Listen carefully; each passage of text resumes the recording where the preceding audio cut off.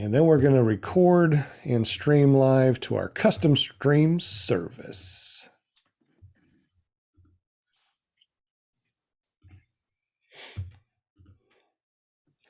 Wow, we got so many people in the chat already. I mean, I'm looking at the chat and it's just exploded. What do we have here? We got Eric Lear. He's saying hi to the Pair crew. We got John Wayne. Hey guys, do we many people in the chat already? I mean, I'm looking at the chat and it's just exploded. What do we have here? Who has that in the background? I think I killed it. Okay, good. All right. But anyway, we got a bunch of people in the chat. It's good that you guys are here. We appreciate y'all. This is Sean Simons, also known as PPG Grandpa. Welcome to PPG Grandpa's Paramotor Podcast, clearproptv.com, which you can watch live every Monday night at 7 p.m. Central, 8 p.m. Eastern. I hope I said that right. And of course, if you want to listen to us and not watch our pretty mugs, you can go to paratalk.org and listen to all of our shows. We're in season 3. This is episode 105. My goodness, welcome everybody. I'm so glad everyone is here. Who else do we have in here? PPG, the other Nick, welcome. Glad that you're here. John Wayne, he's one of our channel supporters. Thank you very much, John Wayne, for helping us out. Mad Slopers in the house. Shane Wyman's here. I think that Shane's going to be on our show on the 31st. Aaron I, the PPG guy, will fly. Thank you so much for being here. We're going to have a great show tonight. Let me go ahead and introduce our panel members real quick, and then we're going to get to our Paramotor Steve guest. So stand by, Mr. Paramotor Steve. We got Will Fly from Will Fly PPG. What's up, buddy? Glad that you made it here tonight. Yeah, it's good to be here, Sean. And you're right. We look so much nicer on a podcast. We look pretty on this podcast, but our voice is delicious too. So if you're listening to us, you know, we're great. We're great. Well, Will Fly, you put out some really good content. You make some really good videos. Where can we find that information, or where can we find you? Well, thanks for that, Sean. Yeah, you can find me on YouTube under Will Fly, or just check out willflyppg.com. willflyppg.com. Awesome. Glad you're here, buddy. We also got Eric Lear from ppglear.com. He also runs a show, a paramotor show, every Tuesday night at 7 p.m. Central, 8 p.m. Eastern, called the what show? It is Tuesday Night Hangout. And hey, congratulations on 105 shows. That's pretty awesome. Well, thank you very much. Appreciate that. But yeah, no, good to be here on a Monday night. Absolutely. And how do we get to your show and what's going on tomorrow? So it's ppglear.com, Lear. And tomorrow we are going to be discussing some new products that's coming up and in the PPG community. So it'll be a good show. Awesome. Thank you very much for that. And you also have your beautiful, lovely wife that does a all women's podcast. Give her a shout out real quick and how we can find her on Wednesday. Yeah, you can go to paramotorgirl.com, and her show is Girls Just Want to Fly. This week, she is having a girl that was actually trained by Super Dell. It is a good show that we've talked to her, a good show that comes on. I think a lot of people will be surprised about her and her training. So something to really, really look out for. This is going to be a good show. I cannot wait. And last week we had an astronaut on our show. Yep. Last week there was an astronaut from SpaceX, and that was a good show. She's getting a lot of good women on there to keep the females in the aviation community together. Absolutely. So make sure you go over to paramotorgirl.com, hit subscribe, hit that bell notification, go over to PPG Lear, Lear, subscribe, hit that bell notification. Awesome. And we also got our ParaMomUSA.com, our Linda Anderson, our cheerleader. Let's see the cheerleader, the pom-poms. Awesome. Welcome, my chatters. I love y'all. Thanks for joining us tonight. It's going to be a great show. We got an awesome guest tonight. Paramotor Steve is in the house. Monday night, the only place to be, like right here, if you know what I'm saying. right here, right now. And if somebody That's wants to right. be on our show, they get up with you by going over to paramimusa.com. It forwards over to your Facebook page, Linda Anderson. And all you have to do is say, hey, I want to be on PPG Grandpa's Paramotor Podcast, Clear Prop TV, paratalk.org, and she will book you on the show. But we're booked up for the rest of the month. So she's been doing her job. You get an extra bonus on your paycheck next time that we pay you. Okay. All right. Thank you so much for being on the show. Okay, guys. Much love. Much love.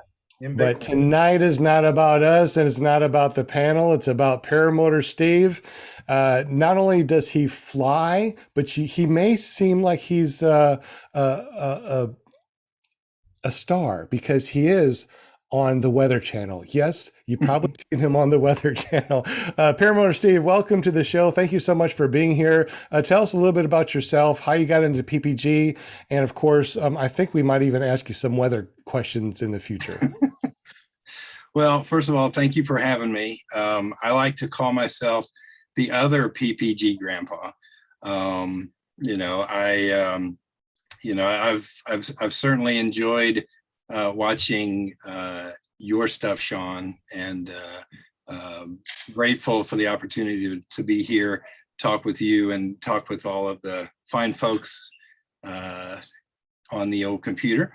But my introduction into paramotoring was probably similar to most folks. It started about 3 birthdays ago. I've always had a strong interest in aviation, but my bank account didn't really allow for that. Didn't have a whole lot of money for an airplane. But 3 birthdays ago, I did a YouTube or a Google search for how much does an airplane really cost?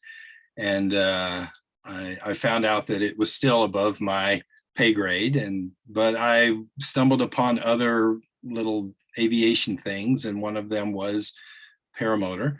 And I started doing YouTube, searches for paramotor. And, the first thing I thought seeing it was, one, that's still probably too expensive, and that's probably crazy and unsafe.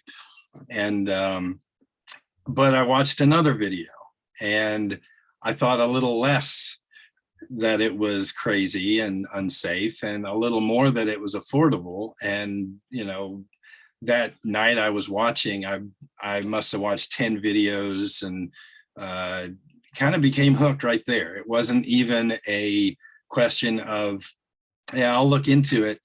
It was more like, no, I'm getting one, and I'm pulling the trigger on this. Like I mentioned, I've had a love for aviation. About 14 years ago, I did my very first tandem hang gliding adventure, and that blew my mind. It was insane. I loved it. I had a friend who owned an airplane back in the 90s who he took me on a flight from one airport, small airport, to another. And I was in love with that. I had done a hot air balloon ride once. That everything I have ever done with aviation, including, being a passenger in an airplane, every single flight in an airplane, I have always had a window seat. That's just the way it was going to be. So I've always had this insane love for anything that would get me in the air. And so, when it finally came time to say, hey, I got to get me a paramotor. However I need to do this, I'm going to do this. And, I started right away and found my training, got going. It took a while to train because I was not training locally, and that made it hard. It took a while, but I finally was able to get off the ground 2 Novembers ago. So it's a little over 2 years now. And I don't get to fly as often as I like, but I absolutely fly as often as I can. So it's just it's a great sport, and you all are here because you feel the same way I do. And so, what more? I don't have to convince any of y'all. Y'all know. So, Well, flying is amazing, and I know what you mean about jumping on anything like an airplane. The best part of an airplane is takeoff, when you're sitting in the seat and he guns it, he lets go of the brake, and you just feel that G-force. You look out the window, it's like, yes, I'm flying. I know exactly what you're talking about. I love it too. You are a grandfather of 5. That is so awesome. That's why you are like the other PPG grandpa, right? well, how's your gray hair? How's your gray hair? Well, believe it or not, it's not so gray. My beard is, so I have to shave so I look a little bit younger. But yes, I understand. And grandkids are awesome, especially when they, want to go fly with you or something like that. You work at the Weather Channel, so Yes. really quick questions about the weather. When you first got into paramotoring, one of the things that we need to learn is the micrometeorology, our airspace immediately right around here, the different levels of wind and air. When you got into paramotoring, with you already being, in the field of weather, did you have any problems as far as going from seeing everything on the Weather Channel, the whole United States, and just going down to the micrometeorology, or is it a little bit more in depth, or how'd that work out for you? To be honest with you, my work at the Weather Channel is less about meteorology and more about the mechanics of television. So more of the video production and some of those behind the scenes non-meteorology things. But I've had I've always been intrigued by weather, and when the opportunity came to work at the Weather Channel, I was thrilled to get that opportunity, and still am. I mean, it's a great place to work. It's a great station, and it transfers well into my love of paramotoring, because the things that I have picked up have definitely made me a better paramotor pilot.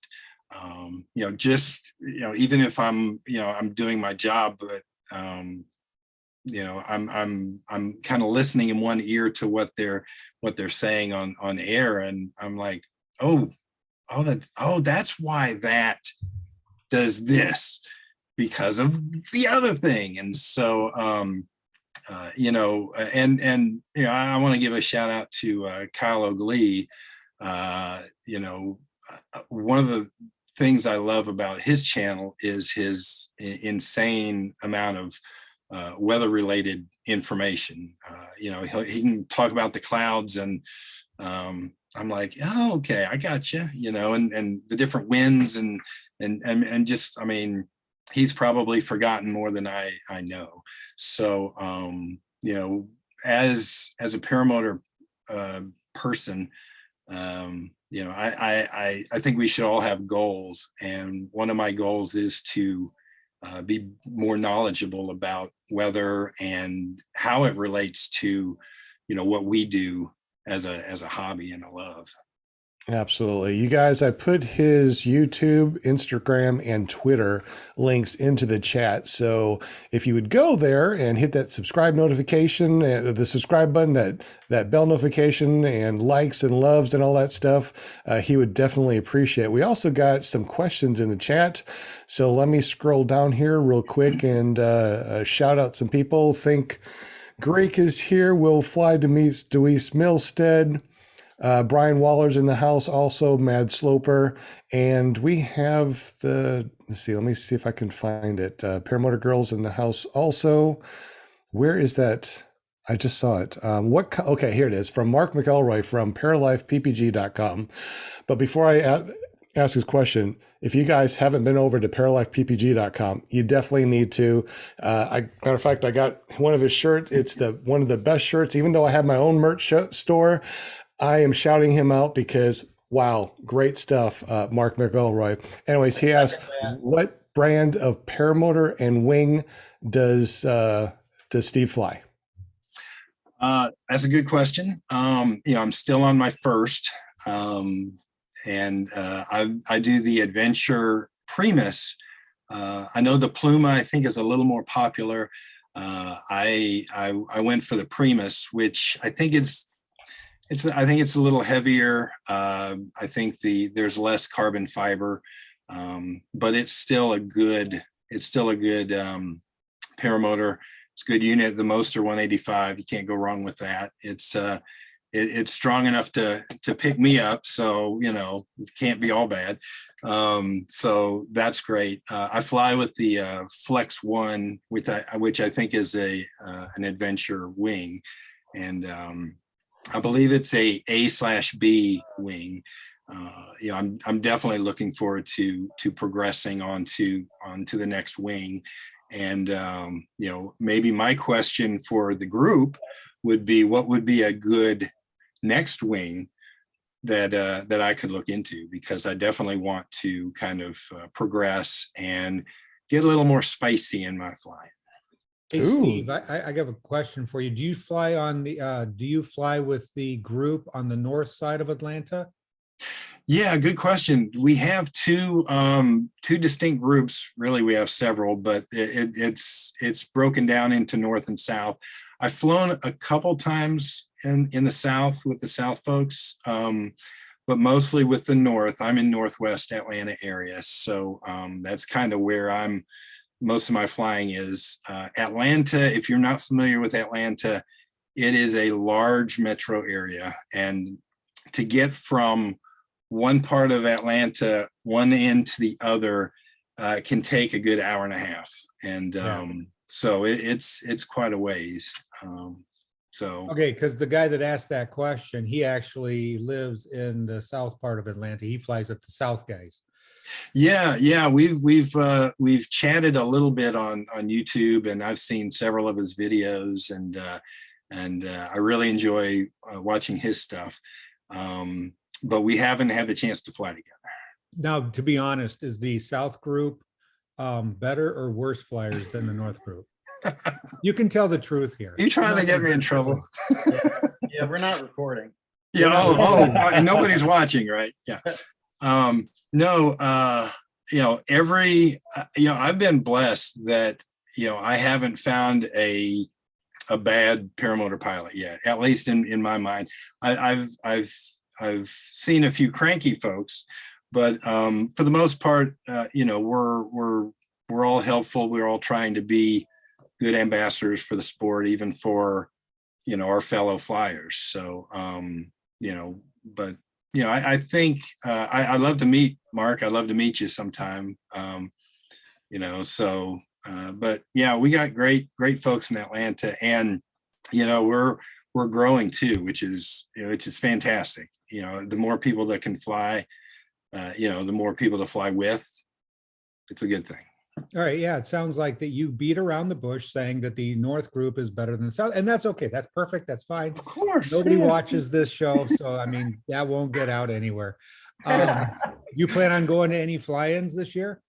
I would love to do Bad Apples this year. Good.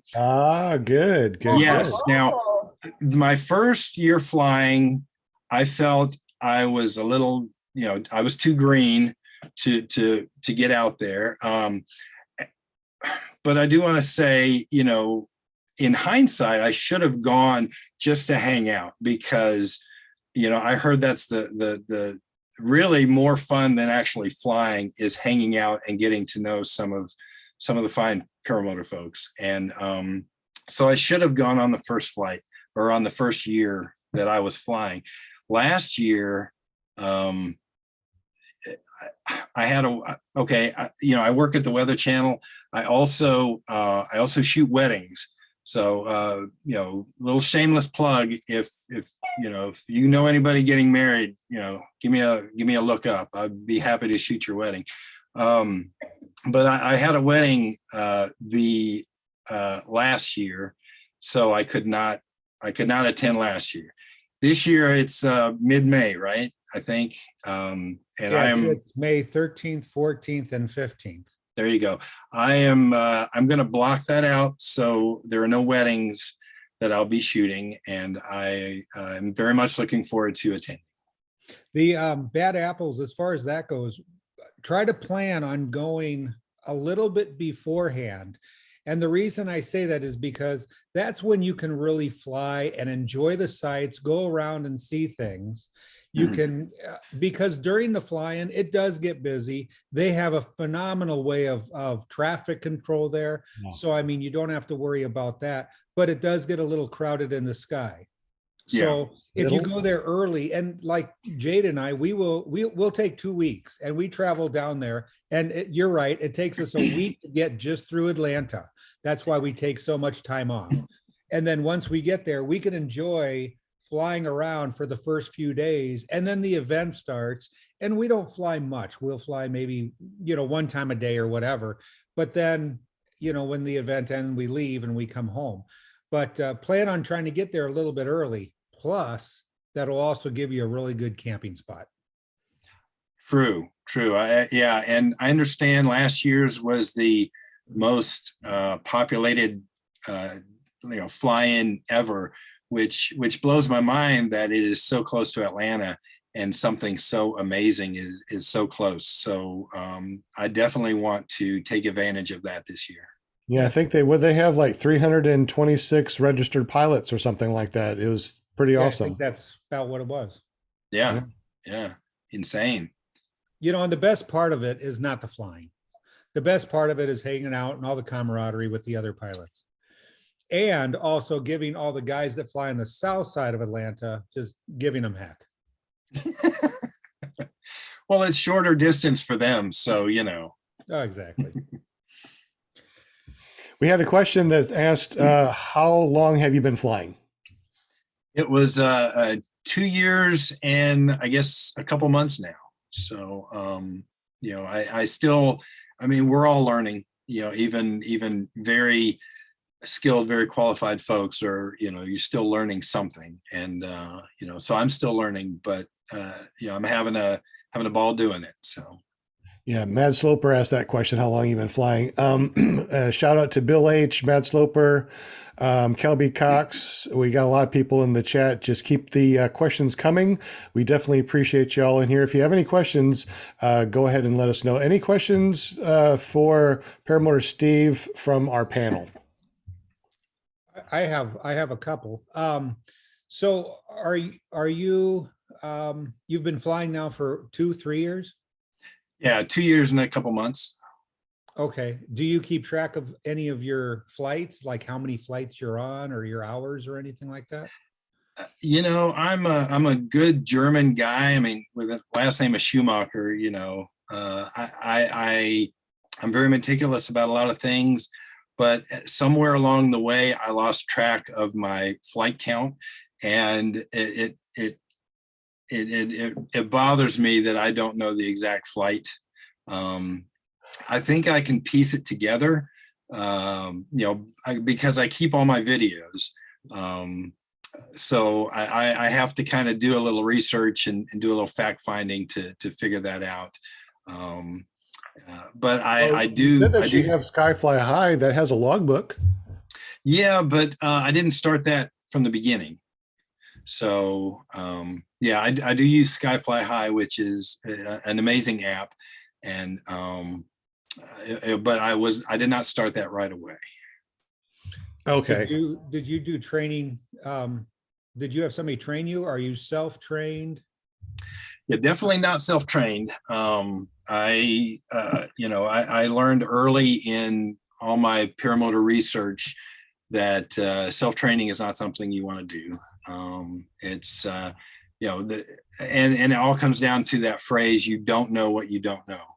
And so I did get training. It was in Alabama, in which, like I said before, that's one of the reasons it took a while to get trained, was because I wasn't able to. I had to squeeze it in when the weather was good, when I was off from work, when I didn't have other obligations. So it took a while to get trained, but I did pay for training, and it was worth it.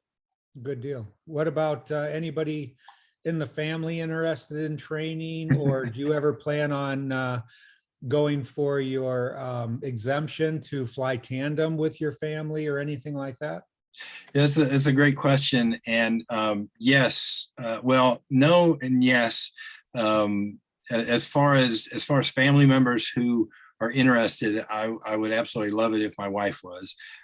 She is not a flying kind of person, so she is perfectly fine with me going out there and having fun in the sky. But it's not something that I don't think she would want to tandem with me. Now, my oldest grandson, on the other hand, if I told him, hey, I could take you up tomorrow, he'd be like, let's go.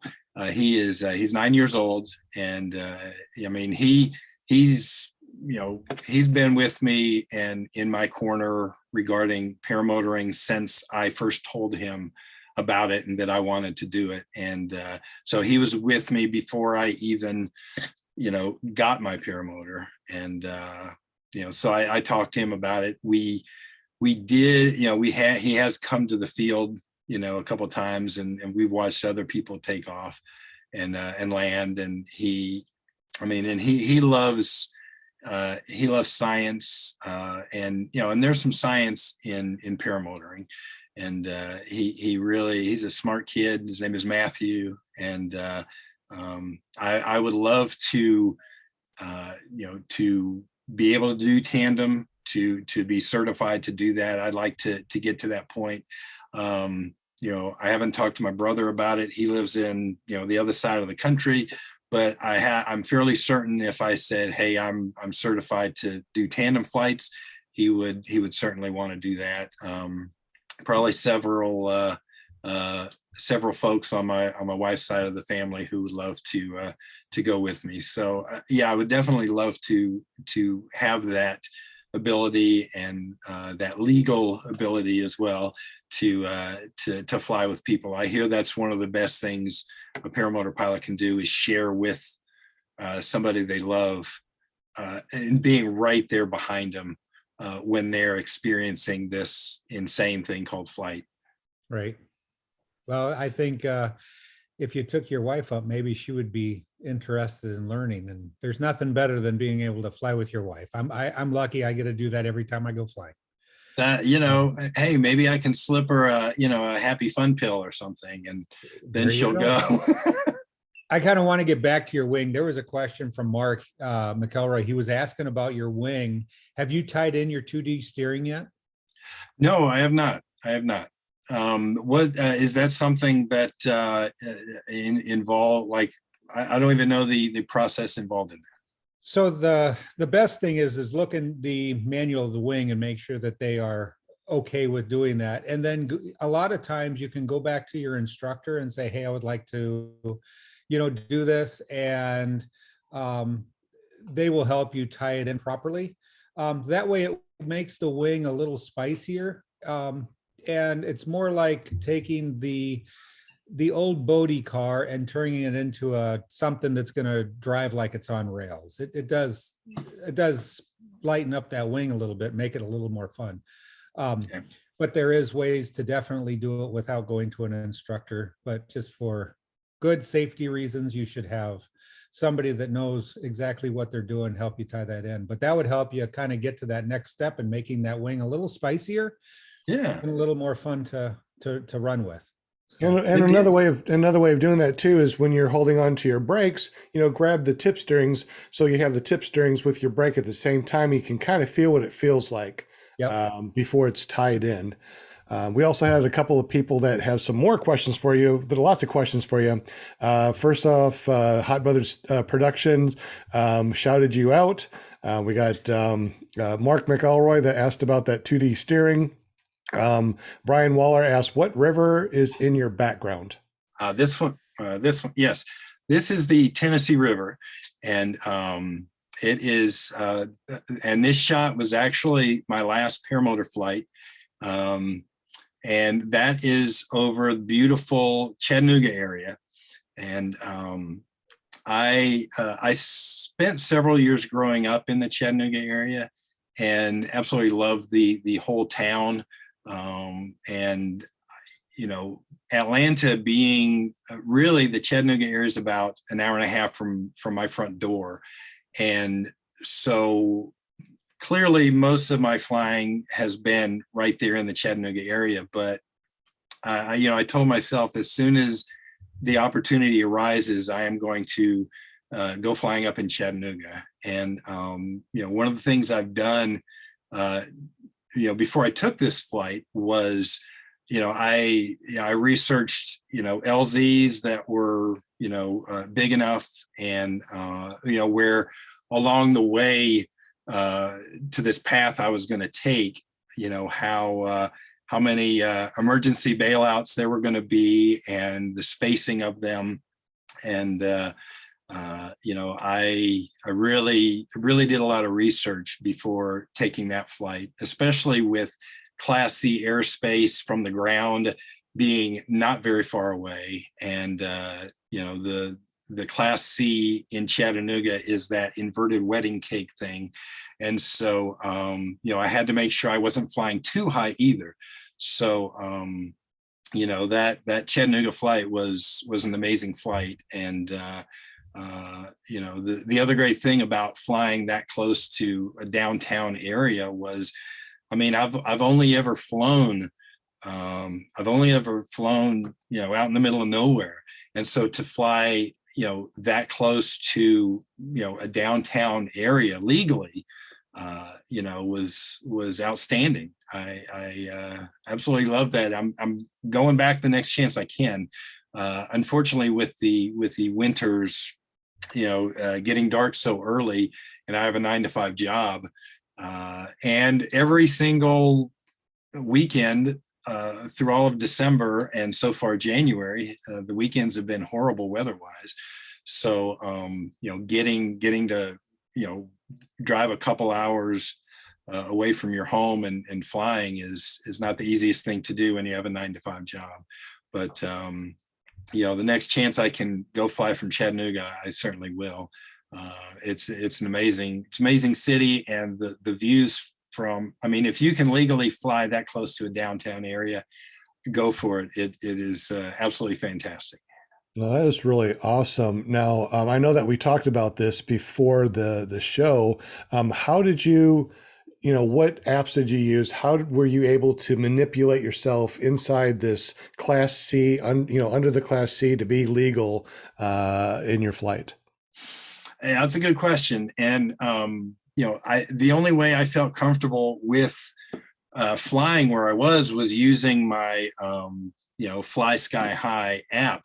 And, I know we all have our favorite apps, but I absolutely love that one. I bought it works pretty good by itself, but I spent the extra money to get the airspace extension on it, because it will tell you exactly where you are in relation to the airspace. And if you're flying and you're getting close to any, whatever airspace you tell it you want to be notified for, it will start, beeping. And I have Bluetooth to my headset.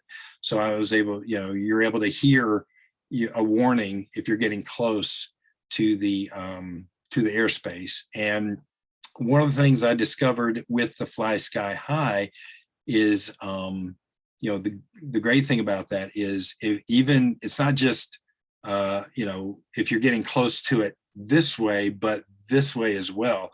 And, that certainly applied to my Chattanooga flight, because while I wasn't anywhere near, Class C from the ground, I was, as I said, under that inverted wedding cake, and I had to stay under 3,300 feet. And, the app certainly helped me do that. So, but yeah, kudos to whoever came up with that app, because it's fantastic. It's been a lifesaver for me too. I totally agree. If you guys are in the chat, what apps do you use when you fly? And I see 14 likes, and we got 25 viewers. So if you hit that thumbs up, that would be awesome. We also got a question from Care PPG, Jim Senard from Canada. How often do you get to fly? Let's not talk about December and January, the darkest of the months, at least down here in the South. You know, when the weather is good, you know, spring, summer, and fall. You know, ideally, I like to get up once a week.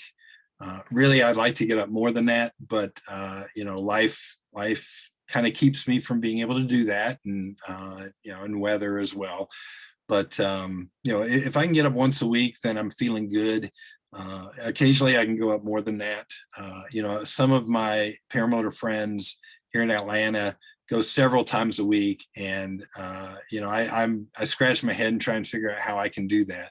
But you know, I'm grateful for the flights I do get to take, and you know, so you know, I'm counting down the days till February where, you know, the sun stays out long enough for, you know, I can get off work and then go straight to the LZ and send it for, you know, half an hour, 45 minutes, and then obviously, you know, by springtime through fall, you know, the early sunset's not a problem, and so I can definitely get up more often then.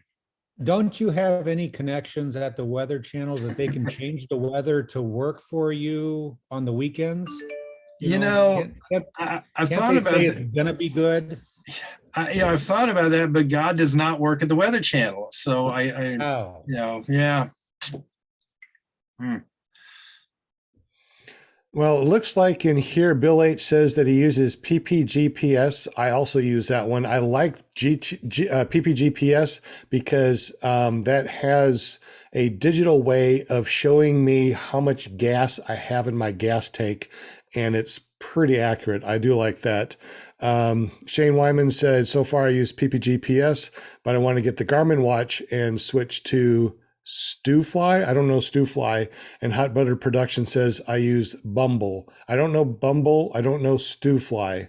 Do you guys know what those are by any chance? I don't know what that is, but I use an app. It's Before You Fly. And all that is just basically tells you if you are in a controlled area. And it doesn't have anything to do with wind. It doesn't have anything to do with pretty much anything. It just tells you if you're in a controlled area. So, and that's Before You Fly. So Is that like controlled as in like class C or? yeah, it just tells you that I think it's actually a drone app, and it tells you if it's basically safe to take off and fly around, and make sure that you're in G and E airspace.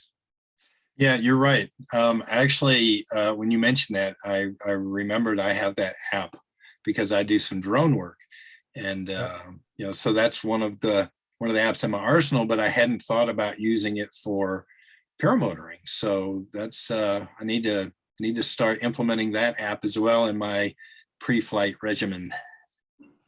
Well, it's nice to have a few apps that you can always look into, kind of like weather apps. You know, you want to try to get as many as you can, and kind of take the average is all you can do. You got to figure out which one is going to be the most accurate. And since we're talking to the weather guy, what kind of weather apps do you use before you fly? Do you use the Weather Channel? You know, it's in it's on my phone, but I actually prefer, I want to say the right thing, I use it's called Dark Sky, and it's one of those what do they call it, micro, like pinpoint apps that will kind of tell you, oh, you know, in 24 minutes it's going to start raining, or you know, rain will stop in 5 minutes, or something like super hyper local. And you know, it's not 100%, you know, perfect, but it takes your address, or at least where you're at, down to your front door. And you know, I guess based on where the clouds are and where the rain's coming in, you know, what it projects the wind and rain to be. And it's actually helped me quite a bit because, you know, it's pretty accurate. Another app I like to use. Another app I like to use is the My Radar, and just for looking at radar, and that's helpful in the summertime in the South when you have the pop-up showers. You want a good radar app because it might look good right where you're at, but if you go flying for 45 minutes an hour, you don't know what kind of pop-up showers might be coming. And so, to kind of have a look at that app and see what's kind of maybe not right above you, but in your area, that comes in handy quite a bit. So Steve, that's an app, Dark Skies. Is it just like, how do you spell it? Dark and then SKIES, or? It's singular, SKY, Dark Sky. Yeah. Dark Sky. And Yeah. it's an app? Yeah, it's an app, and I think it is a paid app, but it's not a subscription. I think it's like $3, and maybe it's $3 a year. I can't remember, but it's negligible. It's cheap, Okay. and it's just nice having that like hyper local weather forecast. And Yeah, I like Steve the and phones. Eric, what phones do you have? Do you have iPhones or Android? Where are you getting these apps? I'm using a iPhone, and the Before You Fly app is the letter B, the number 4, the letter U, and then FLY. Yeah, and I'm also using. I've got an iPhone, by the way. I also use several more before I even pack up the paramotor.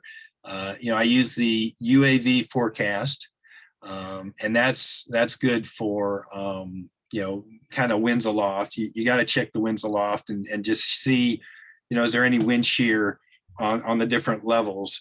That's important. And then I also use Windy as well, as I know a lot of people do. Do you use Ryan Carlton? Yeah. I don't use it. Is there an app for that, or is it just the website? It's just the website as far as I know, but it's pretty user friendly on the iPhone. Yeah, I've got I've got a bunch of Chrome links on my phone, and Ryan Carlton is one of them. What else do I have? There's Ryan Carlton, and then what's the other one? That's Walmart. It's not. I don't want the Walmart. Here it is. PPG Zone, I think, or Win.ppg Zone. I kind of look at that as well. So, I'm looking at several different ones, just because, like you said before, Sean, you don't want just one. You want to have a good variety. It's always good to have second, third, fourth opinions, especially if you're, going to load up your paramotor and go driving somewhere. You want that to be worth the time. So. Sure. Here's a website that I recommend. This is not a wind or weather app, but I recommend going to tfr.faa.gov. That shows your TFRs and if they're local or not. And what I do is I go there before I fly, take a screenshot, of course, to make sure that I'm not there's no TFRs around me, temporary flight restrictions. And that way it's timestamped with that screenshot, knowing that, if I go up there and all of a sudden there's a TFR that pops up and I'm forced down, I was like, look, I went there before I flew. Here's my screenshot. I didn't know about it. And hopefully that will save my butt, but always look at the TFRs before you go flying. All right. Yeah, that's an excellent point. What was say that website again? tfr.faa.gov. And Okay. I go there. Yeah, that kind of reminds me, like I mentioned, I do drone work, and one of the things that I use that has helped me with paramotoring is, let me see, I want to make sure I'm saying the right thing. It's Air Map, and that's for that's mostly for drones, but it will show me TFRs on that as well. And so definitely, the TFR thing is something we might not always think about. We definitely have to obey all the all the rules of airspace and that kind of thing. And so I'm glad you mentioned, TFRs there, Sean. Absolutely. There's so many different ways of, there's so many different things that you have to check before you fly, and I'm looking at the chat and I realized that the thing that Hot Butter Productions said, that was a dating site. That wasn't a weather site. So no wonder I didn't know what it was. But yeah, definitely checking the weather is very important, checking your winds aloft. And also too, if you did not know that ppgzone.com, if you get a free profile on PPG Zone, there's an interactive members map that you can click on and can see all the different people that are on PPG Zone that fly, and you can get up with them and say, hey, I see that you fly next to me. You want to go fly or something? So it's a way of getting to know other people in your area. Let's see. Any other questions in the chat that I missed? Oh, one more. It said, new wings for Steve. What are the new wings that we can give him information on for the new wings that Steve wants? And I forgot who that was. I wrote that down, but I don't know who asked that question. Sorry about that. So new wings for Steve. What do we all think that we would like for Steve to get for a second wing? So your first wing, you got one wing and you've been flying that for almost 3 years. And now you're ready for a second wing that's a little bit more spicier. Yes. Not too spicy, All right. So in the chat, what is a good PPG Zone is a dating app? Come on, Hot Buttered Productions. What exactly are you looking for out of that wing? Exactly. What kind of flying are you looking to do? Well, not serious acrobatics, but definitely want something, where I can do, sharper turns and that's also a question that I can ask, the fine folks out here as far as what should I be looking for? Like what maximizes the fun, within within my, the skill level of somebody who's only been flying, as much as I have, kind of thing. Well, let's see. I know that Shane flies that Ling too, and he loves it. That's an A wing. It's a high A, but he absolutely loves that wing. He said if he had to replace it, he's going to get another one. Because it's a fast wing, and he's actually faster than I am, and I'm flying a B.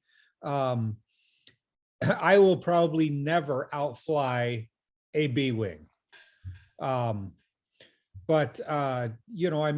guess it all depends on what you're looking to do, as far as cross country, or, if you want to get into a little bit of acro. And you got to remember, there's wings out there that you can do. A B wing will do a barrel roll, so there's a lot of, I wouldn't go crazy, because the more you go up that spectrum, of course, you got to remember, then you're more prone to collapse and stuff like that. So you want to stay as close as you possibly can to the safety side of it. Yes. Compared to what you want to do. All right. So right now, what size wing are you flying? It's a 28 meter. Okay. I fly that too. So what's your all up weight? Interesting. I was doing something to my paramotor a couple weekends ago when I was not flying, and I decided to bring the scale down and weigh it dry with no gas in it. And because I never knew exactly how much my paramotor weighed. It's 72 pounds dry, and so that, in addition to my flight weight, be a pre-dinner weight, I'm pushing 200, a little bit over 200. So we're under 300, but I'm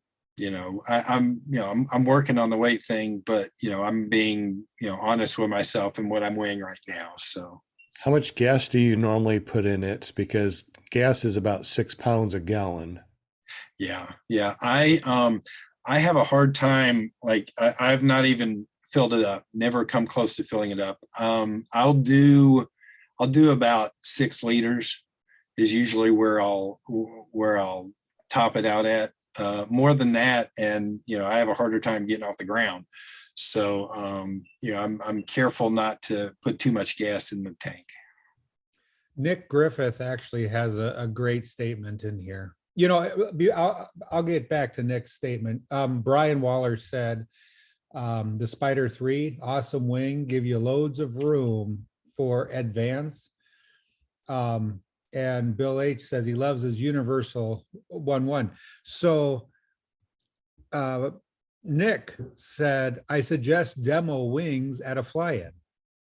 So if you go to a fly-in, if you feel confident enough, and you can try out all types of wings that are there. Yeah, another good reason to attend the fly-ins. Yes, exactly. It's always good to demo wings. I've been really blessed and lucky to have flown a bunch of wings, and I fly 28 meter. But I'm a little bit over 200 pounds, and I don't think my machine weighs 72 pounds. That's kind of heavy. Yeah. I also fly with 5 gallons of gas every time that I take off. My elevation where we are is about 300 MSL, so it's really not too high above sea level. What's your elevation at ground level over there? Atlanta area, depending on what part, we're pretty big, but around where I'm at is around 900, 950. Oh, okay. Yeah. So you're up there a little bit. Yeah, not crazy though. We're not Colorado. But still, with a 28 meter wing, when's the last time that you had it sent in and checked for porosity and wing and line length? It's probably due for another. Like I said, I haven't flown as much as I want to. So it's probably due for, maybe that's a good thing I can do before, spring hits, and, while the weather stinks and it gets dark at, 4 in the afternoon, it might be a good time to have it checked out. It's amazing that if your lines are stretched a little bit and you have lost a little bit of that porosity, your wing doesn't really float up like it used to. It doesn't float brand new. One of the things that I tell people is when I first got my first wing was a Roadster 3. I got that in 2019. And in a year's time, I put on over 300 hours and 2 SIV courses. And when I sent it in 1 year, they failed it because the lines were stretched. And it's really amazing. And that's something to think about too. If you ever think about getting a used wing, my wing, when you saw it, it was crispy, it looked brand new. It was, the same year as 2019, but it failed. So it's very, very important to get your wing checked if you buy something used. Yeah. Well, and that was one of the things, it came time to purchase. I was insistent on not getting a used wing. One, you don't know the history, and and two, I mean, it's just I wanted to start fresh. I wanted to have something that I was breaking in, and and so I don't regret that decision at all. Plus, the wing is what actually keeps you floating in the air. That's something that unless you really know where that equipment came from. Yeah. I would definitely shy away from used wings. Yeah, because I can get a brand new 2022 wing. In a month, I probably could stretch everything out and make the lines fail by just doing acro for a month, and try to it'll probably fail because the more acro you do, the more you stretch your lines. Now, there are acro wings that actually have a different type of lines, while we have the Kevlar core with the regular sheathing. acro wings are made up of something different that don't stretch as much as the Kevlar does. So I assume that you just want to get up and go fly and take some amazing views, take some pictures, maybe do some some spirals or something like that.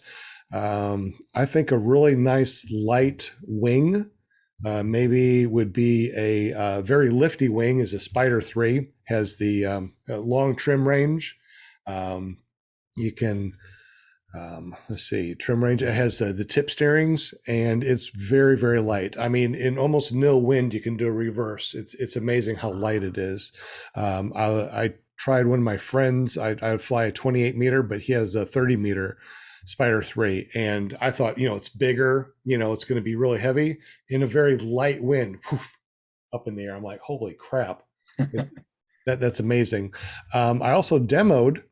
Oh, I also flew a Gin Vantage 3. It's a hybrid wing. So when I go out and midday fly, I can get up really high, turn off the motor, and I can catch thermals. And that's a really good hybrid wing.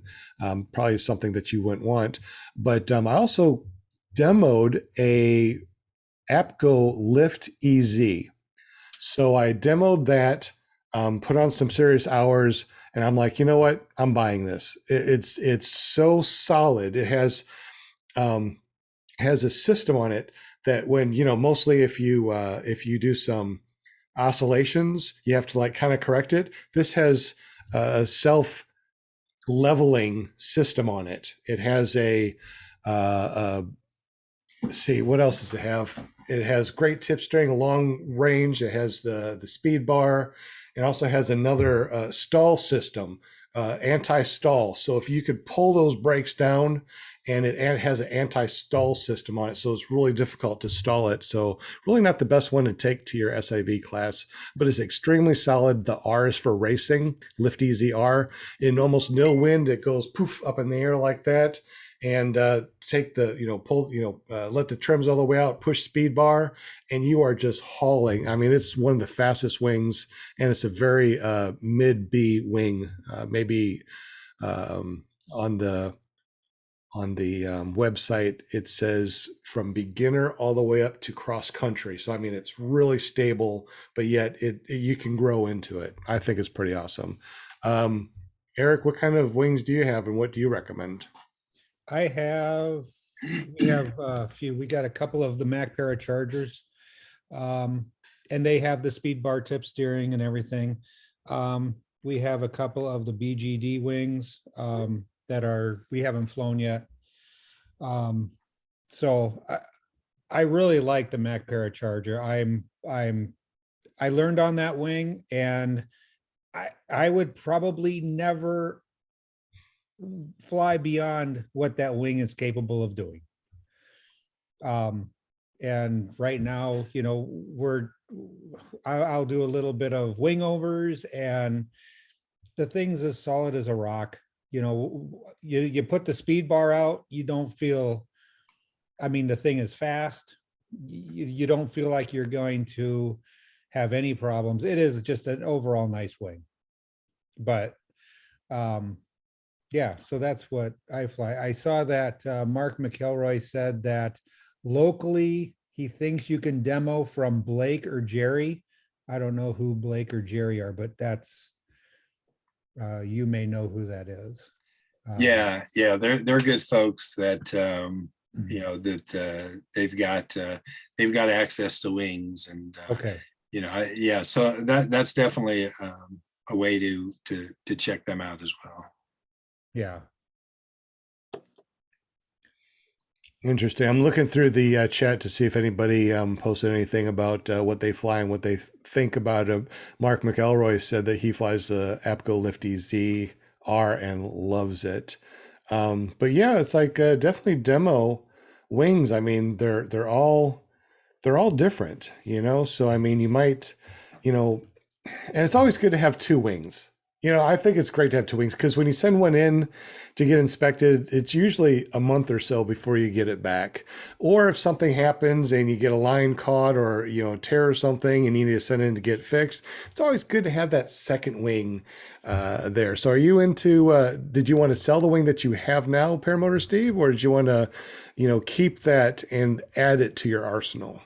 Yeah, that's a good question. And for the exact reasons you mentioned, I would want to keep what I've got. Just to have it, and especially since I'm looking at getting something a little bit different. Depending on the kind of flight I want to take. I might want something that the A wing would be a better wing for. So definitely want to have a second wing to have in my arsenal. Absolutely. We also have a question in our audio streaming chat from Power J. Can you recommend a website to learn more about what you're talking about? You can find me at iflyparamotors.com. It forwards to my YouTube channel, or just go to YouTube and search for Paramotor or PPG, and that will bring you a ton of different sites up as far as paramotors or PPG. There are so many places on Facebook. You can look for what are some of the places on Facebook, the Facebook groups, Paramotors for Beginners, Paramotors, what else? There's a ton of them out there. But Paramotors or PPG, that's what we're talking about. Yeah, let me quickly look at the different groups here. I can rattle them off real quick.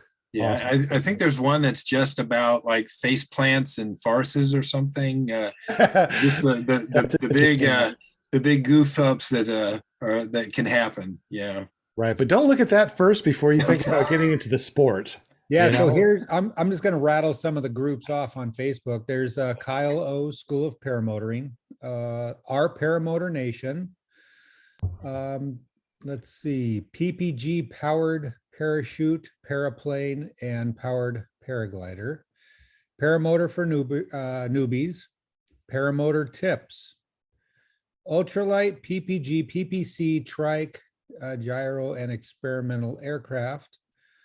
Paragliding and Paramotor Trike, that's a trade. Paramotor Training Info. Paramotor Trike and Quads. Let's see, Paramotor Gear for Sale, just Paramotor itself. I mean, there's Paramotoring for Beginners, Paramotor Shenanigans. And also don't forget ppgzone.com, which is a place that's it's almost like it's like a Facebook, but just for paramotor pilots and people that are wanting to get into paramotors. Yeah. So there's quite a few there that you can go into and look around. Absolutely. This is a great sport. For those of you that are listening to this stream for the first time or listening to us on our Paramotor podcast, audio only, you're welcome, Power J. He said, thank you very much. For those of you that are just listening to us that found our stream or something, we're talking about paramotors. It is a ultralight that has kind of like a parachute that holds you up. It's paragliding, but we're powered paragliding. We put a motor on our back. It's like a backpack with a two-stroke motor, which propels us, which we can actually launch from the ground.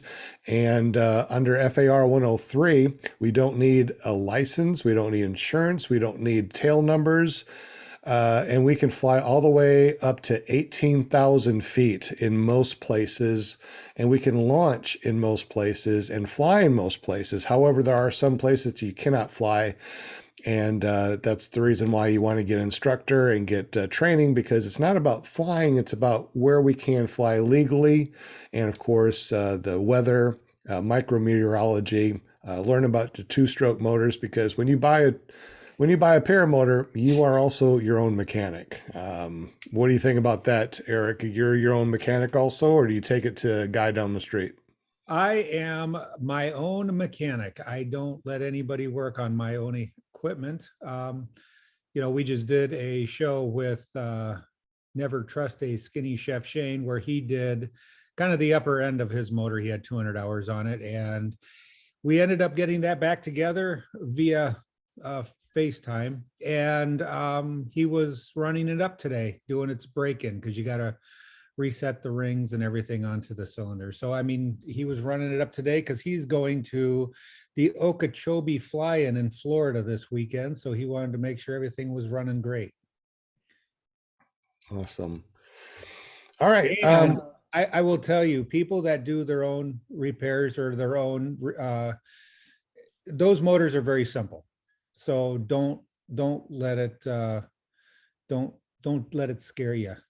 Since JP's not here, can I get a screenshot? Oh yeah, let's do a screenshot. Let me see. Hey, okay, I got to put my makeup on. Hold on.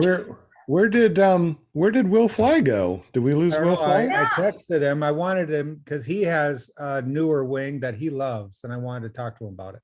Yeah, exactly. I was like, where'd he go? Hope his internet didn't drop out or anything. I think it's what Command Shift. Yeah, I got it. F3. Oh, yeah, you can do it? Yep, I got it. Jeez. All right. Good deal.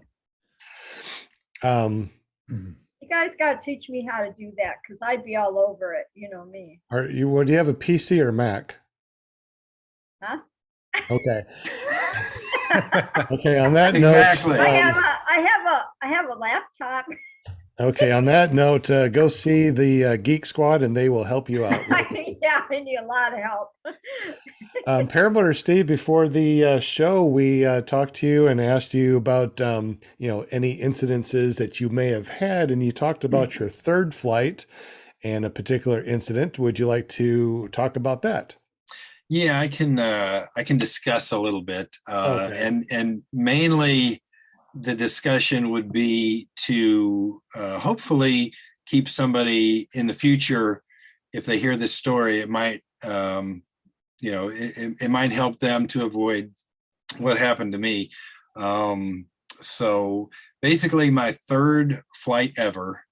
I'm flying. I'm actually by myself this time, and just having a grand old time. I decide to do a little bit of low flying, and in all my training and everything, I understood that the low flying is the dangerous flying. Most people don't understand that. They think the higher you get, the more unsafe it is. But that's only if you jump out, right? Like, if you are low, that's where all the dangers are. That's where the power lines are, the trees are, and all that. And so, but I'm flying low, and it's a beautiful flight. The weather's good. I'm just having a great old time, and then I started thinking about, well, what if I need to do a quick turnaround? If I get close to the trees, I'm like, okay, I think I would need to start turning about here. And I'm actually saying that. I can hear it. I've got video of it, and I can hear me like voicing this stuff. And right after I said that, I kind of looked forward, because I was looking off to the side, and I see, these trees, this tree line coming up that I need to take evasive action. Like, I have like no time at all. I've got, three options. I could either now gun it, try and get over the trees.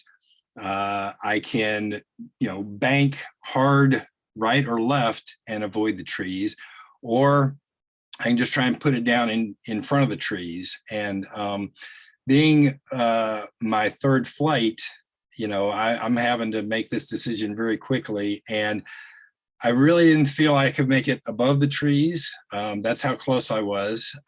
And not knowing the turn, how fast it would turn, I was not feeling good about making the turn. So the option number 3 is to land right there. And, I was low, so that worked out good. And I just, I was not ready for the landing. I was not out of my seat. So it was a butt landing, and I was going, I was probably going 20 miles an hour, and it was a hard bump. and everything was fine. I might have cracked a rib, but I'm not sure about that. I'm feeling good now, but the best thing though that I can say about that flight was I've never done that since then. The important thing is you want to learn from your mistakes. And now anytime I get below tree line, I'm not admiring the view so much as I am active piloting. And I think that's important to do. It's very easy to become a passenger. When you're the guy flying, it's easy to kind of go, ooh, this is awesome. Look at this, especially on your third flight. Anytime you get low, you really need to, the lower you get, the more attention you absolutely need to be paying attention. And I learned that on my third flight. And so I've been very cautious anytime I get below tree line to just be very careful. It's, I will preach that to the end of time. One of these days I might put that flight on YouTube. But for now, you can just enjoy my story. No, I think that's a good story, and I think a lot of people have had a story like that. They get down low, they're enjoying the scenery, they're looking around, and all of a sudden they look up. Oh my goodness! I mean, look how many videos that we've seen where people run into, a fence, or they run into a power line, they run into trees. How do you do that? Because you're looking around. Everything is so neat, and our machines, 9 times out of 10 with trims in flying low, you're only doing 25 miles an hour. We're not going that fast. It's like, it's like a moped speed, we're not going supersonic, but, yeah. But the ground, these objects out in front of us come much quicker than we anticipate, if we're not careful. And so, it's vitally important to always be aware. And I think, it comes down to that, the C word, complacency. We all, we have to battle that. The beginners, the seasoned folks, it's just something to always, to watch out for is complacency. Sure. I think you could take that. Isn't that funny how you can take that like wherever you go, like in life as such, I remember, working retail for 30 some years, and yeah, it was easy and just like flying, but it was also easy, to get into that complacency. And then one day, you're doing something, whatever, and then you get that wake up call. Oh, I guess I shouldn't. I need to pay more attention. So, that's very true. That's life, man. Thank you for sharing that with us, Steve. Yeah. Well, it's one of those things where if you feel it can help somebody, it was my third flight. So, I've had 2 flights before that. And it was a wake up call, even though I knew, it was dangerous and you have to be careful. It was still something that, that didn't fully connect until that flight. So. Sure. Yeah. Well, as far as like buttlanders, it happens to the best of us, Steve, it does. And so, that's how I put it, because I see all my guys flying and the butt landing happens sometimes, but it's okay, because you get back up on that motor, on that horse, and you just go. That's it. Well, and it's really amazing how resilient these paramotors are. Some of the things we do to them, when we're learning and or have these butt landings, the fact that they are as resilient as they are. One of the things I love about the Adventure, the Pluma and the Primus, is and those of you who fly with that know what I'm going to say is those bumpers. Basically, it it goes under the paramotor, and it kind of protects the prop. It's kind of like this. Well, it's like it's a bumper, and I've had some funky landings, but I am still rocking my first prop. So that's $160 bumper has saved me, I don't know how much money in props. I can't speak highly enough about the bumper on the on the Primus and the Pluma. They're fantastic. I've never heard of the bumper. Like, explain what that's about. I've never heard guys talking that. Yeah, it extends. It's under the whole paramotor, and it extends back a little farther than where the prop is. And so, if you do have a butt landing, the bumper is going. The bumper is going to hit the ground, and not the prop. Oh. So yeah. Okay. And it was like $160, which part of you is like, oh, that's expensive for a little piece that you don't have to fly. But like I said, I'm still rocking the same prop as I did when I first started. So do you still use the bumper? I do. For a couple of reasons. One, it keeps it more stable when it's sitting on the ground, because it's an added footprint.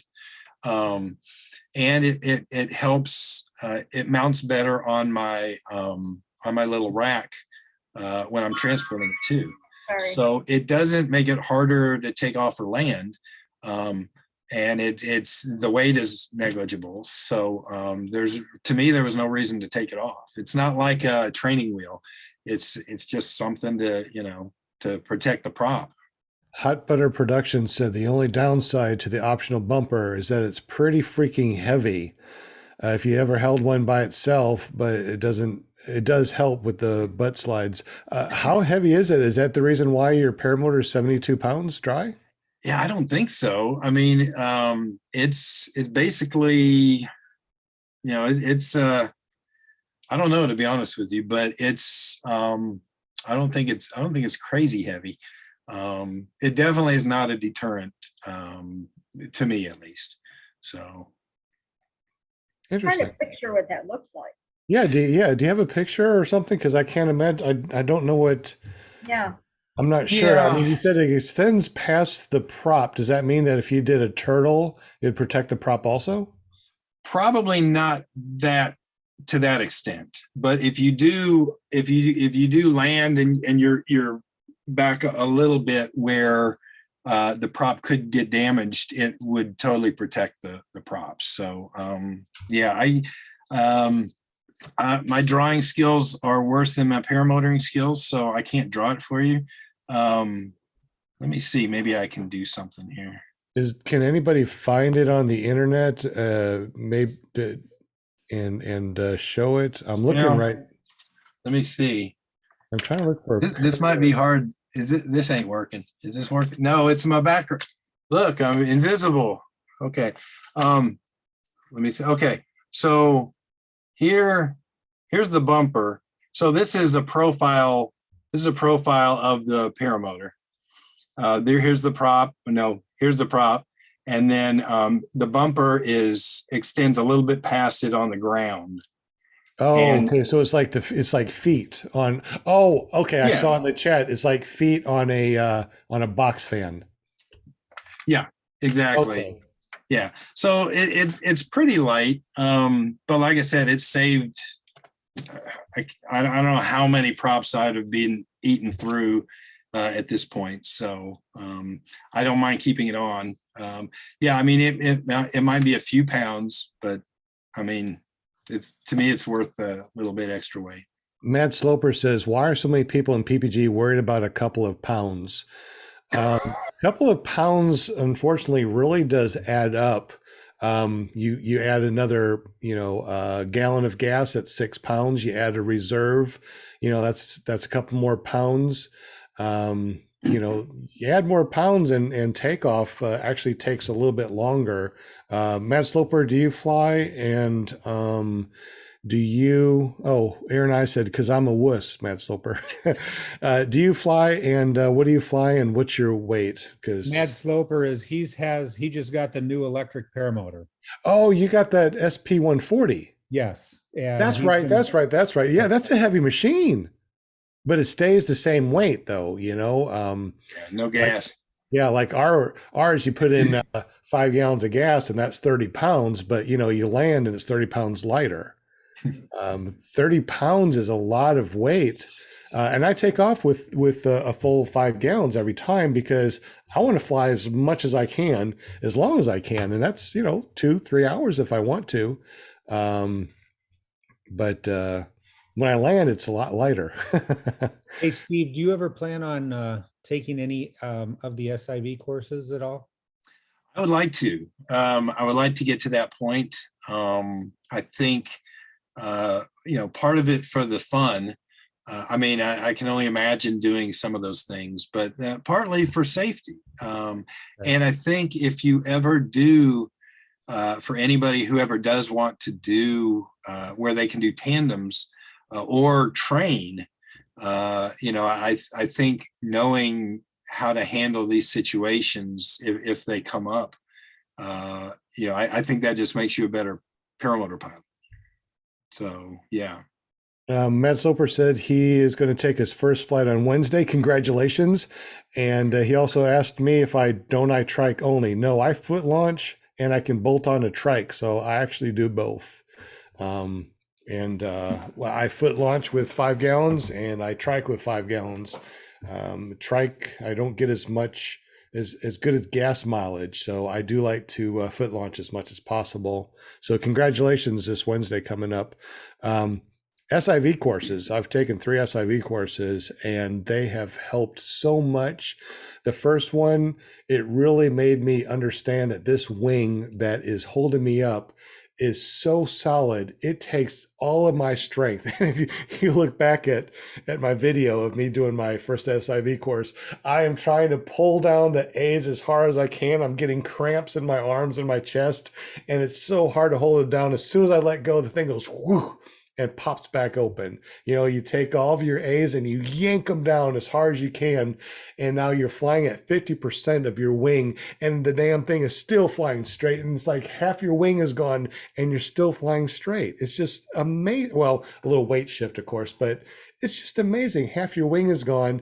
You weight shift over to the inflated side and you're just cruising. It's like, really? You pull big ears, right? Think about it. You're pulling big ears. That's 50% of your wing is gone. And you're still flying. It's just amazing how solid your wing is. And until you take an SIV course, you don't know how incredibly solid that wing is. Well, and the wings do what they do. They want to fly. And, there's a lot of comfort in knowing, that the technology we have now is as good as it is. Yeah. As far as the wing, yes, is concerned. Yeah. The wing designs every year just seem to get better and better. I've been watching the old videos, back in the day when William Shatner was flying and did the Risk versus Reward DVD, and wow, those machines are crap. Those wings look like they're big Afghans with rope. I mean, it's like, really? That's insane. The stuff that we have now, especially the newer stuff that what was that one? Somebody just had a new wing that was so light. Mark George from Paraswag USA told me that in a very light wind, it just went poof, up in the air, and I can't remember what it was. So, I mean, the newest it was a single skin. I can't remember which it was. It was a single skin or a hybrid wing, and it was so light. Who was just talking about that? Somebody was just talking about that really light single skin wing. Who was that? Was it Jack that was just talking about last week? I don't know. I can't remember. I hate that I have these senior moments. I think I saw something on Facebook with a couple of pictures. that looked impressive. But Single I can't skin. remember either. Single skin or a hybrid wing is going to be my next one. Probably single skin. They're supposed to be so incredibly light. I mean, you can wad it up and put it in your pocket. They're so small. Not really that small, but it's just incredible how light they are because they're only single skin. Anybody in the chat fly a single skin or a hybrid single skin? Let me know what you think about those. Were you going to say something, Eric? Did I just run over you? No, that's all right. Matt Sloper, he's a paraglider pilot. He's just kind of transferring over into paramotor. He's been flying for quite a while. But yeah, congratulations on his first flight coming up. Steve, do you fly, where you fly? Do you have a lot of LZs or do you have a lot of water and trees? Do you fly with inflation or the flotation? Do you fly with reserve? Yeah, I do fly with the reserve. That to me, that's important. Redundancy, clearly, when it comes to what's keeping you in the air is important. I do not fly with flotation, and because of that, I'm not flying over lakes. We have some beautiful lakes locally, but I'm not doing that until until I get the flotation. And but as far as LZs, every paramotor pilot wishes they had more. But I've got my share that I like to hit along with several of the other Atlanta folks. Some of them have more emergency bailouts, close by than others.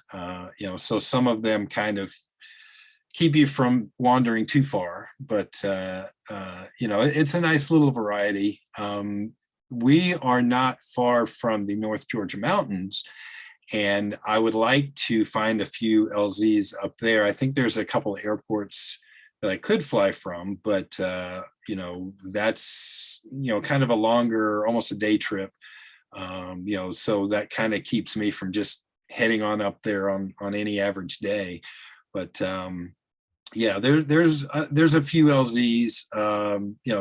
Some of them, it depends on if there's something going on at the park that kind of keeps you from going. And one of the most painful things is saying, okay, the wind's blowing this way, I'm going to go to this LZ, and it's a park and there's some kind of festival going on, and it's getting late enough to where you can't make it to your backup LZ. And then you cry a little bit because you can't go flying that night. So that's why I think it's important to have several LZs in your hip pocket, ready at a moment's notice, because it takes a little bit of homework to find some, but it's worth it just to have the options and variety. I don't know of anybody who only wants to fly from one place. So I like having the variety. I'd like to get back to Chattanooga. I'd like to fly in, there's other places in Tennessee, I think up around where Moonshiners is, that I'd like to go to. Just lots of great places here in the South to fly, and I'd like to kind of branch out as well. But locally, yeah, I've got several. Like to get more, but we do what we can do. Yeah. I fly from my airport, which is right down the road, and I can pretty much go, pretty much anywhere from that airport. And I really like it because it's behind the gates. So you have to have a code to get in. We have a huge field that's just for us PPG folks, and we can take off and go in any direction and go see so much around here. If you ever get this way, you need to come fly from the airport. There's just so many things that we can do, including to go see that airplane boneyard. Now that is really cool. Yeah, no, that would be fantastic. So your airport, you've got bailouts all over the place, huh? Oh yeah, it's basically far as the eye can see. There's farmers fields everywhere. You can foot drag forever. Or not too far away, there is a place called Green Bay Packing Plant, and they always have a long train that's stopped. That's at least a mile, so you can like foot drag or not touch the you don't want to touch it, but you're just flying above it or flying beside it. It's just miles and miles of this train. It's so awesome. Go to the Petit Jean Mountain. There's a big lookout. You can fly around the lookout, and there's people out there, and they wave to you, which is really cool. And there's just so many things that you can do. And I found so many awesome places. Plus, the Petit Jean actually has an airport you can land at. So you can fly from one airport to another. There's also Pinnacle Mountain. So you can fly from the airport here over to Pinnacle Mountain and buzz the mountain and beyond. And matter of fact, right beyond Pinnacle Mountain, there's a place that we can take off and land over where PPG Tommy lives. So it's pretty cool. I mean, I dig it. Oh, that's awesome. That's awesome. Oh, one of the LZs about a mile away from there is a landfill. And I don't know if you've ever flown around a landfill. I saw your video. Yes. My second favorite flight was the landfill video. It was like a playground for paramotors.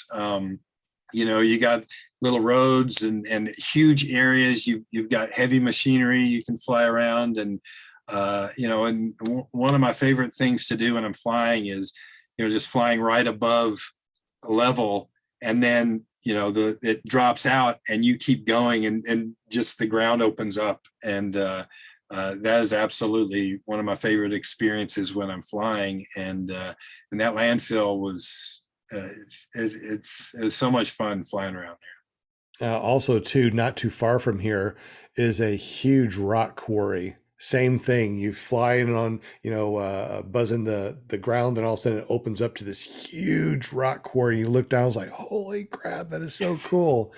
Another big quarry, too, is over at Bad Apples. Not too far from Bad Apples, there's a huge quarry, beautiful, multicolored water that's in it, blues and greens. It's really amazing. So wow. Did you fly that, Eric, when you were over at Bad Apples, the big quarry? Yeah, we went over there a couple times. It was kind of neat. It was there's quite a bit to see over there. If you do go to Moonshiners, that's a beautiful area too. It's that's going to be a high altitude, so be prepared to run fast or get wheels to help you out. What other fly-ins are you thinking about? Well, I love to do the endless foot drag. Okay. That is would be quite a drive. So I'm grateful that Bad Apples is close by. But I would absolutely love to do Salton Sea. I would love to get out there. I mean, I've watched videos, not just paramotor videos, but like history of the Salton Sea, and the whole mess of how they tried to build this amazing resort community thing. It totally failed because you just can't do what they tried to do, at least not the way they did it. And so it turned into this horrible nightmare, yet it's still there and it's very flyable. I would love to go out to the Salton Sea. And I've actually lived in Phoenix, Arizona for about 5 years, and anytime I watch YouTube videos about stuff out west and some of the places they're flying, Monument Valley area, in the Phoenix area, Sedona, stuff like that. I mean, it truly is otherworldly, some of that desert, landscape and stuff. And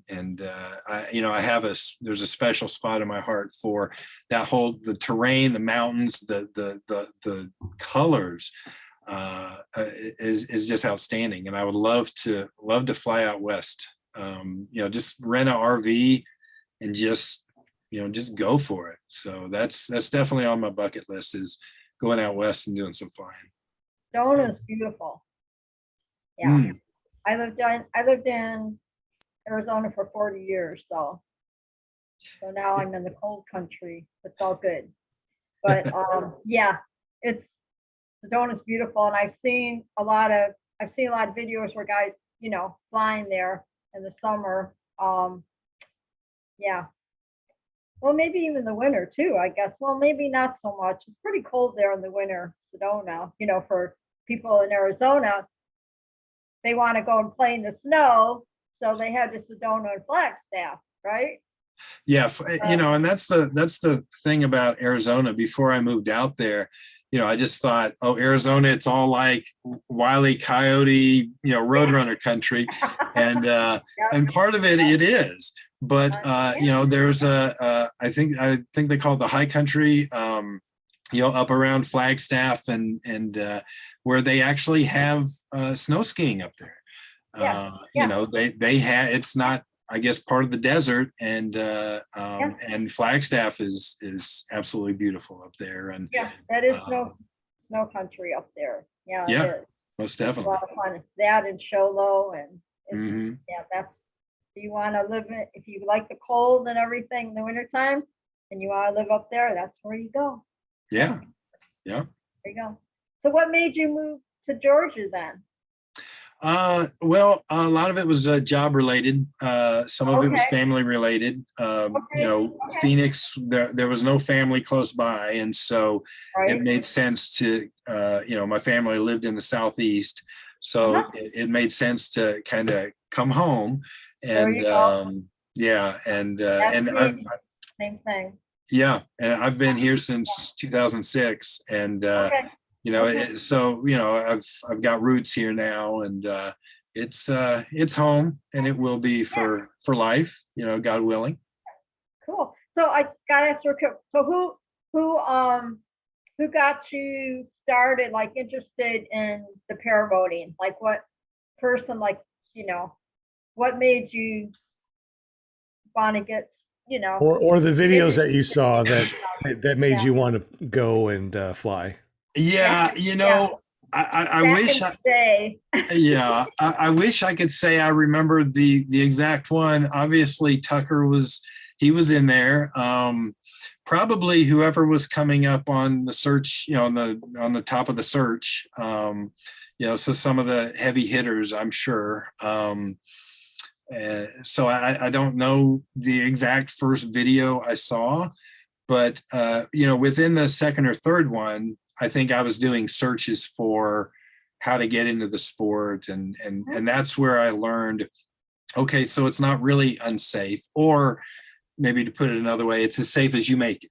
Paramotoring is as safe as you make it. And cost wise, it's about the cost of a motorcycle. Really a decent motorcycle. And I thought, well, and for me, my life is riddled with, well, I should have done this sooner. I should have done that. I wish I had done this. And I did not want paramotoring to be one of those things 5 years down the road. I wish I had done that. And that's why I didn't waste any time. I said, I'm getting into this now. Whatever obstacles there are for me, I'm going to find a way around them. I need to do this for me. And I don't want to have any regrets about not doing this. Very cool. Very cool. So then when you first learning, then did you do all your kiting and everything that everybody does? Did you do the kiting thing? Because you got to do the kiting thing first, Oh yeah, well, and my YouTube video, shameless plug, Paramotor Steve. My YouTube video actually started before I even started training. So, if you want to follow somebody from truly the beginning, before I even purchased anything, check that out. But yeah, I realized that the hardest part of paramotoring is the learning and the training. And, after my first day of training, I had the bruises to back that up. And Sure. everybody who has ever flown paramotor, at least, foot launching, knows what these bruises were all about. When you're taking off, and when you're training, you're doing these kiting things, which is basically you're simulating a takeoff. You're doing it. I mean, I think my first day I did 20 kiting attempts, which maybe is not a ton, but at my age it was enough. Like you're like so old. Well, let me just say I was sore after my first few attempts, but that first time, the first time I tried running and it did not go so well. The second or third time when I actually got it airborne and I was able to kind of keep it up in the air, I was like, this is the best feeling in the world. I haven't even come off the ground. It just further fueled my love for what I was getting into and giving me just that much more excitement for when I actually do get off the ground. I'm sorry. I was watching the comments and Hot Butter Production said, man, I posted a picture of my bruises once and I had 100 guys send me pictures of the bits. So for people out there, tell the people out there what bruises you're actually talking about. For the people that are listening to us that are not watching us, what are the bruises that you get, and where they are, and why people will send pictures of their armpits to you? Well, we know Hot Butter Productions, Mr. Steven, we know he knows what they're talking about. But what that is when you are foot launching, you basically have the the risers and the lines kind of I'm trying to think about how to say this for people who can't see. They're draped over your forearm. Yes, thank you. And then you just start running. And, the wing doesn't come up right away. There is, it comes up pretty soon, but you're getting, you're getting a lot of pressure up on your muscle here. And, you do that, 20 times in a row and you're going to have some bruises. And I got pictures of them, but, I didn't put those on the internet. So. It's something that that you don't know that you don't know. When you go to your training after your first day of learning how to forward inflate a wing, your forearm and your bicep are going to be full of bruises. And that was the only time that I could say that my wife beats me. Look at all the bruises. In really weird places. I know, right? But you don't feel them. I mean, it's not like the bruises because they hurt. You look at the bruises like where the hell they come from because they don't hurt. It's weird, But anyway, that was hilarious. Thank you, Hot Buttered Productions. You made me laugh. You jerk. You made me really LOL, dude. Stop it. But anyway. He's an LOL guy. Right. Real quick, how many states have you flown in? Unfortunately, only 2, Tennessee and Georgia. So I'd like to change that for sure. I'm hoping 2022 allows me to kind of branch out. Would love to go to Florida. Would love to do some beach flying. The thought that you don't have to, if the wind's blowing right at the beach, you don't have to worry about thermals and you could fly, all day if you wanted to is a fantastic thing to even think about. So we'd love to do that. Like I mentioned before, I'd love to go out west, fly all over the place. This is an amazing, beautiful country. And I love to see it all from the air, really. So, Steve, you were talking about like flying with no thermals. I mean, I can get you a day where you can fly with no thermals all day long. Yeah. Just come on up to northern Wisconsin in January. You will have no thermals because the snow doesn't give All you white. thermals. Yeah. And just bring your heated gloves and some long underwear. You'll be fine. Yeah, Well, don't let me. worry about the minus 40-degree thing at all. Yeah. Well, when you can't feel any part of your body, I guess it doesn't matter how cold it is, huh? Well, you just dress for it. I mean, let's see, it was Saturday, I think. I went out at noon and I went flying. I Mm. mean, it's Oh, you yeah. just dress for it and you're fine. But Sure. yeah, it's I just hear a that. little Just bit of a dress for difference. it. Just Yeah, dress for difference it. Let's go. than flying down south, at the beach. I've got to do both, and both awesome experiences. And in the afternoon up there in Wisconsin, it heats up to only -3 below. Correct. But we have the best 2 days of summer ever. Yeah. And that's 110 plus, right? Exactly. No. That's Arizona. Arizona has 110 plus in the summer. Yeah. That's one of the things that I really like about flying in the summer is like, yeah, it may be 110 degrees when you take off, but as you climb, the higher you climb, you can get to the point that you're getting frostbite. So, you can really get That's yourself at a perfect level that just feels like, heaven, that beautiful 72-degree wind blowing in your face at 25 miles an hour. It's just amazing. That's gotta be cool. So that's kind of like when I was in Arizona, you go on day trips or whatever, and you're driving and driving and driving. All of a sudden, you get into the high country, and you can like put the windows down, and the cool air is coming in the truck, and it's like, yeah, this is great. So that's kind of like when you're flying and flying and flying, and then you get up there to elevation, and you got all that cool air up there. That's kind of, it's kind of the same, I think. It's the best air conditioner in the world. You go up there and it's like, man, it's cold. Then you forget how hot it is down below. Yeah. And you land and you're like, oh my God, it's So hot. horrible.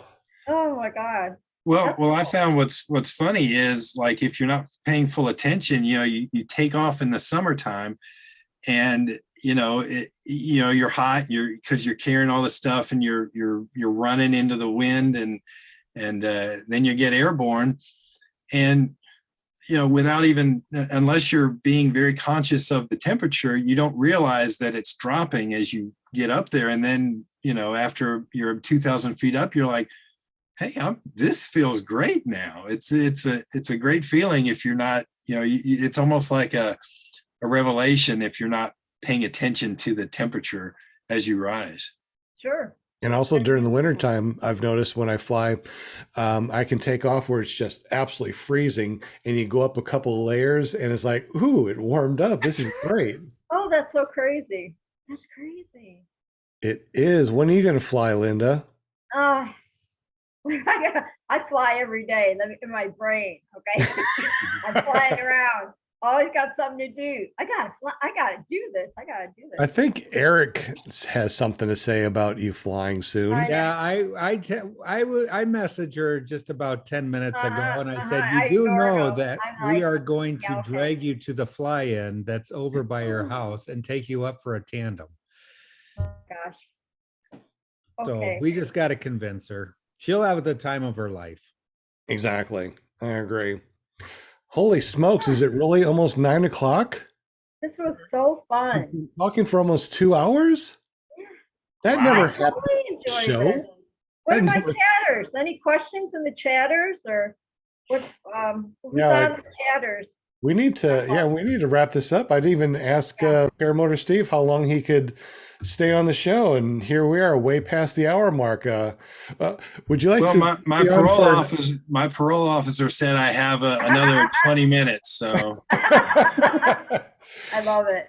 Well, we'll go ahead and wrap this up, and we'll wrap this up in the next 10 minutes, maybe. You know us. We say we're going to wrap it up, and 2 hours later. Any questions in the chat, or any questions on the panel for Paramotor Steve before we wrap everything up and go to bed, because old grandpas, we got to go to bed, and this is way past our bedtime, almost 9 o'clock. Holy crap, we're way past our bedtime. Yeah, I just want to say it was good meeting you, Steve, and I'm hoping that we're going to be down at Bad Apples. We'll be down there early. I'm hoping to meet with you and fly with you down there. Yeah, I would absolutely love that, and to meet all of y'all, and even y'all watching on the YouTube. It's I haven't met a paramotor person who just isn't enjoyable to talk to. So I look forward to chatting with everybody. Sure. Well, you can follow all of us all week long on the shows. Yeah. Let's go ahead and run through. Grandpa. Yeah, let's run through all the paramotor shows. Through it. In case you don't know, this is the first time you heard anything about paramotors, which there are some people like Power J. This is the first time you heard about paramotors. We have many different paramotor podcasts, both audio and through YouTube. And every Monday, we have PPG Grandpa's Paramotor Podcast, also known as clearproptv.com for the video, and paratalk.org if you want to listen to our podcast. On Tuesday night, I'll bring it over to PPG Lear real quick and let him tell us about what we do on Tuesday nights. Yeah, so Tuesday nights, we have the Tuesday night hangout. You can find that at ppglear.com, and we're trying to tune that show towards newer paramotor pilots to kind of educate them a little bit on new products that are in the sport, schools, anywhere from all aspects of getting into the paramotoring sport. And then on Wednesday night, my wife Jade does a show called Girls Just Want to Fly, and you can find her at paramotorgirl.com. And she keeps all of the females in the aviation community together. And she has people that jump out of planes to people that go up into space. So you can watch her at paramotorgirl.com. And Linda, what is on Thursdays? Thursday is paraglidingtalk.com with your host, Robert Michaels. So you can all join in, hang out with us on Thursday nights. It's always a great show. Great guest. So who is Robert Michaels to you? He's well, I can't say he's my number one son because I have two sons, but he's my para son. Yes, he's my paraglider. He's my San Diego Blossom, Torrey Pine, wherever it may be out there. Yeah, he's my crazy flyer. Yeah, I love it. Yeah. And Paramotor Steve, we have all of your links down below so everyone can see them. But how do we get up with you? How do we find you? And where are all your social media sites? Yeah. Well, in the description, thank you, by the way, for posting all that. It's YouTube is Paramotor Steve. Pretty easy to remember, no weird spellings for that. And then Paramotor Steve on Twitter, and big surprise, Paramotor Steve on Instagram. Oh, cool. I guess there's not a ton of Steves that do paramotor that want to do a bunch of social media stuff, so I got lucky there. But yeah, I would love to have all of y'all come along and play around with me in the sky. It's fun posting stuff and just kind of sharing my story, and and sharing the great experience that is paramotoring. Very cool, Steve. We learned a lot tonight, and this was like super fun. And I'm just so happy having you on the show tonight because this is who we are, right? This is who we are. Exactly, and all Hang the out, people share stories. Info, all that stuff. All the chatting that we have going on. Let me scroll back for just a second, and just tons of people that are chatting. Aaron I, the PPG guy. We got the Hot Buttered Productions, Bill H, Mad Sloper, and they're just talking a lot. I guess I missed some. Matt I Sloper can't said, see it on my laptop. Matt Sloper said, same thing with PG. No wing forward launches, bruises galore. Yep. Okay. Deweese Milstead. Hi, Dewey. Hi, Dewey. Deweese. Dewey. Man, I'm just scrolling through here. There's just so Cool. much yapping. Bill H, Oh, John I Wayne. love it. We definitely appreciate all you guys yapping with us and talking to Yeah. us and Absolutely. talking paramotor. And hey, wait a minute, PPG Lear. That's good. Eric even said something. Hey, how about that? It's amazing. But yeah, you guys, thank you so much for joining us. We definitely appreciate it. Make sure you run over and check out that ppgzone.com. It's really nice to be able to have a place that you can find other pilots around you. Anyway, Paramotor Steve, any last words of wisdom before we head on out tonight? Well, just fly safe and have fun, and remember as much as you can. One of the things for me is, when I'm in the air, I can't take it all in. I really can't. When I'm on the ground, it's like I can't. That feeling when I'm in the air, it escapes me, and so when I am in the air, I try and take in as much as I can. That's cool. It's an amazing privilege to do what we do, and I do not take that for granted in the least little bit. So, but thank you for having me on. Y'all have all been great, welcome. and and we'll be watching next week. Oh, please, Absolutely. anytime you want to come hang out with us on Mondays, Steve, seriously. All of our guests Look are for the always link and, welcome. Yeah, the guest chat. Jump on with us. We Yeah, have a all of great our time. We just hang out. Yeah, we'll do. Yeah, please. So all of our guests are welcome to come back and be on the panel. That's why we have a panel, because they have That's been right. past guests and just are full of knowledge, and that's what we love about that. We share the love of the sport. Share Right. Well, you guys right here don't go anywhere. We're going to be cutting streams, so we're going to chat for a couple minutes and say goodbye to each other. But thank you guys so much. We'll see you tomorrow over at ppglear.com. And we appreciate you being here. And thank you so much, Paramotor Steve. We appreciate you. And Thank you. can't wait to go flying with you. And one of these different bad apples for sure, right? That is my ultimate plan. Bad apples for me too, for sure. No matter what else, I will be at bad apples. You too, Eric. Yep. You We will too, be at Bad Apples. Linda. All right. Okay. Okay, good deal. I might just surprise y'all like, oh, there she is. I hope so. All right, guys. Thank you so much and have a great evening. Peace out. You guys don't go nowhere, but all of you, we're saying goodbye. Love you, chatters. Bye-bye, guys. Peace out.